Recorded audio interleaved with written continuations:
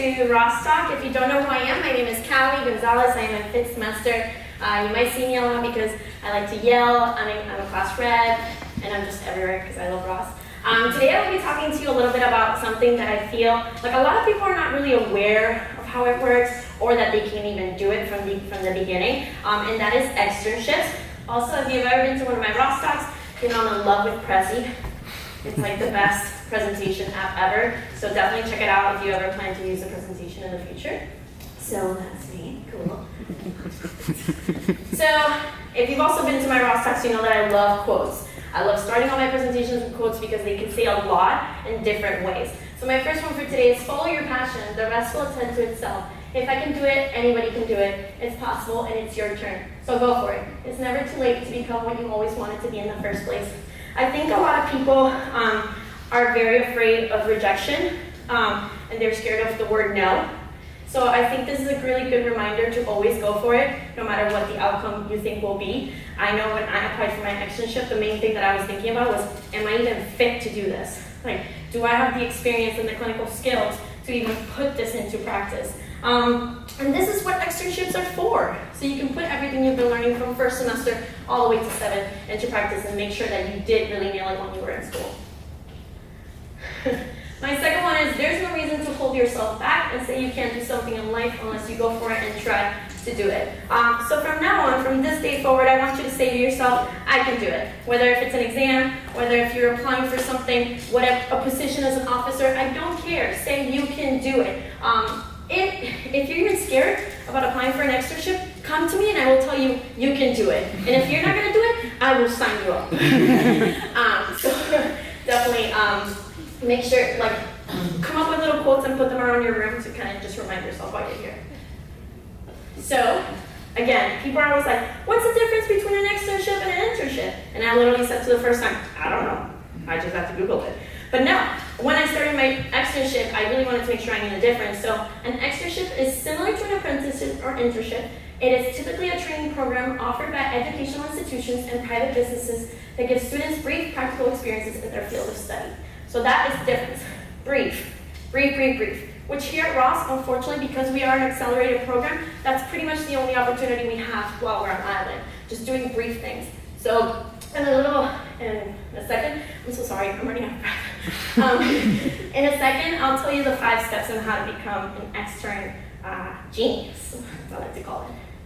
So in internships, you will do this during your clinical year, and they usually are paid. My externship was actually paid because I did it through Banfield, and I'll tell you guys how to apply for that as well.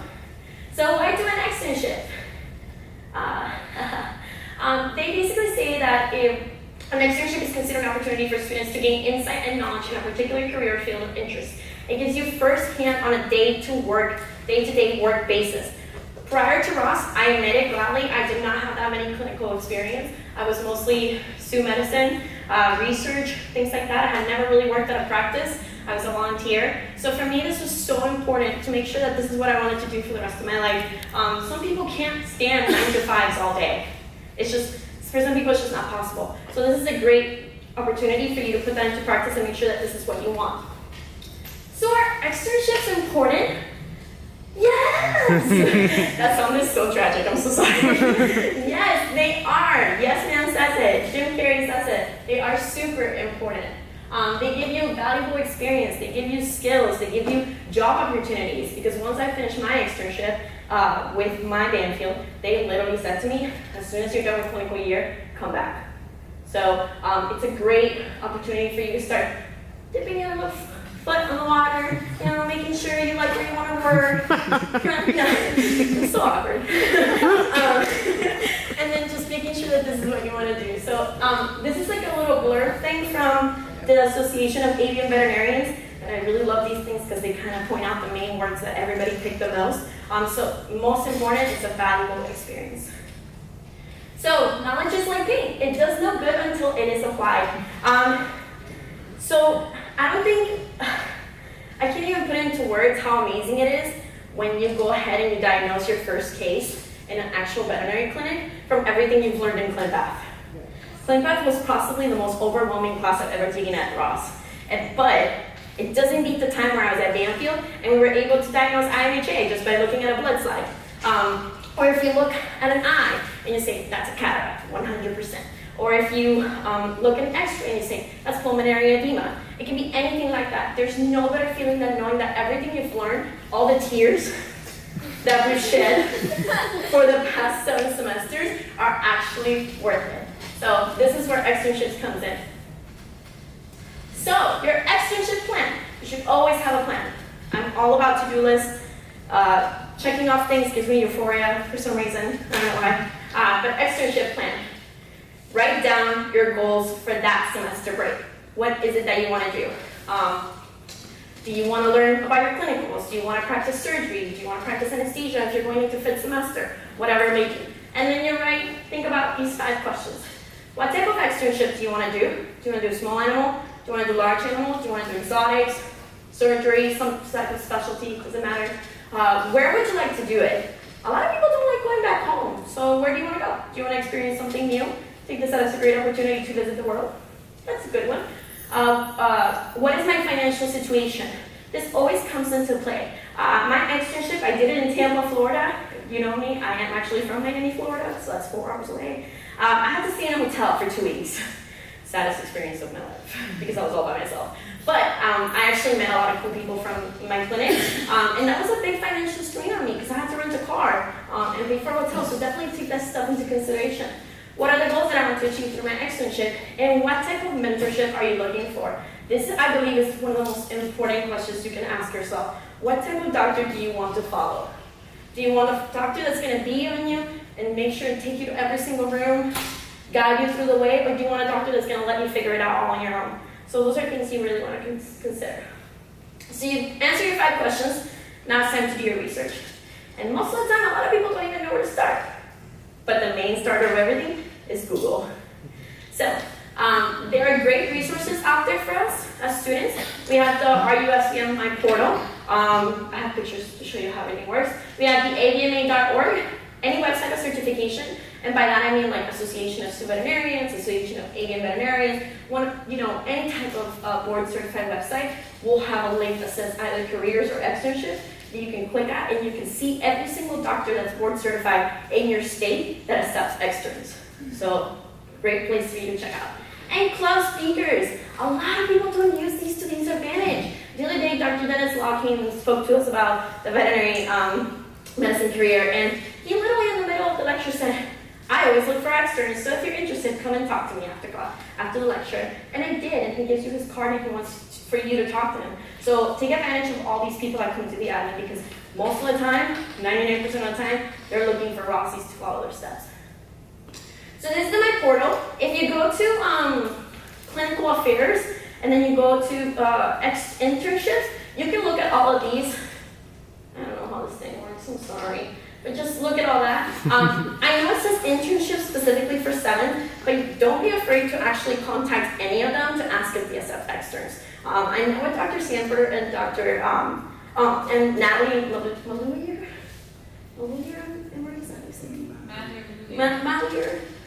and she gave me this, and she said that it's a great resource for you to check out.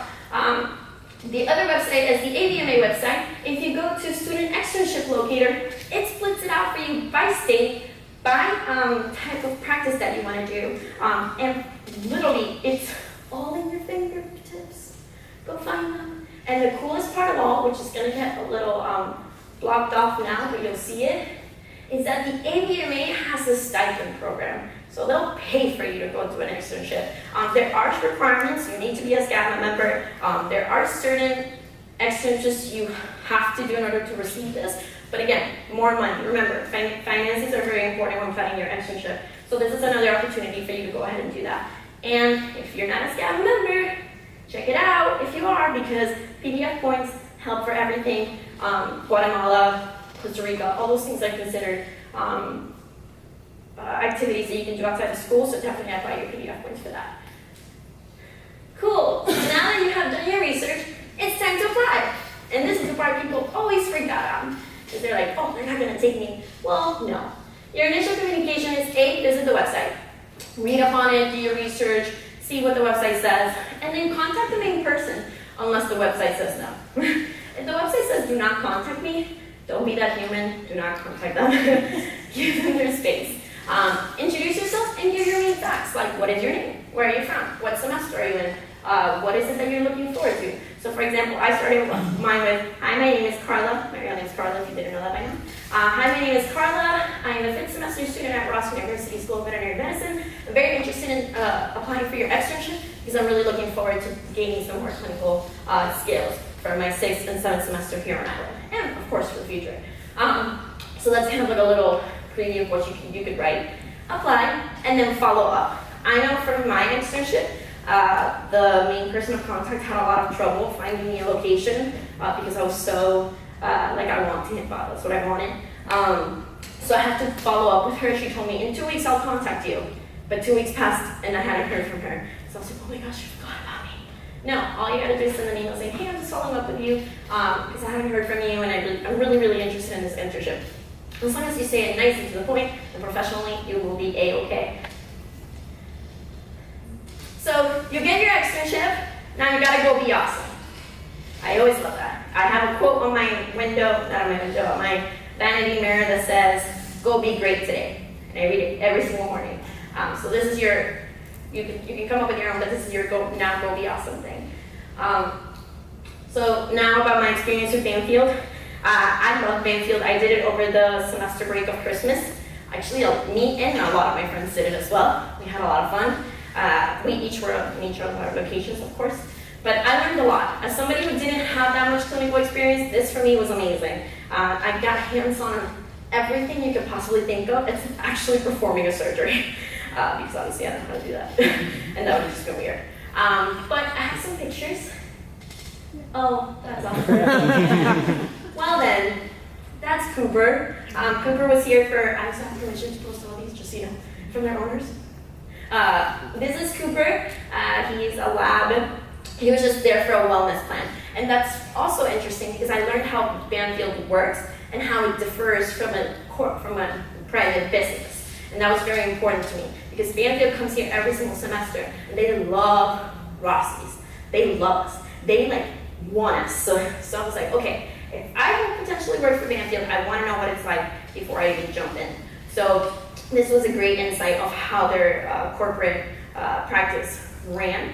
And it gave me okay, Kawi, this is something you can definitely consider for when you come straight out of school. Because they love straight out of school veterinarians. This was me. This was actually my favorite day in practice. Dr.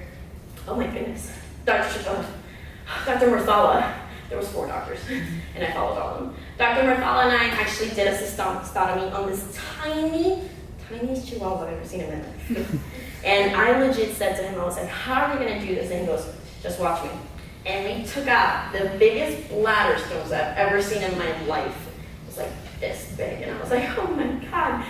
So you get really cool experiences, and he also even helped me do the instrument handling and helped him with the sutures, helped him with the aseptic technique, because I was always like, okay, I can't move, and he goes, no, you can do this and this with me. And so I followed his lead, and through that I was able to learn. So now when I go into surgery lab next semester, I'll have some idea of what my aseptic technique was.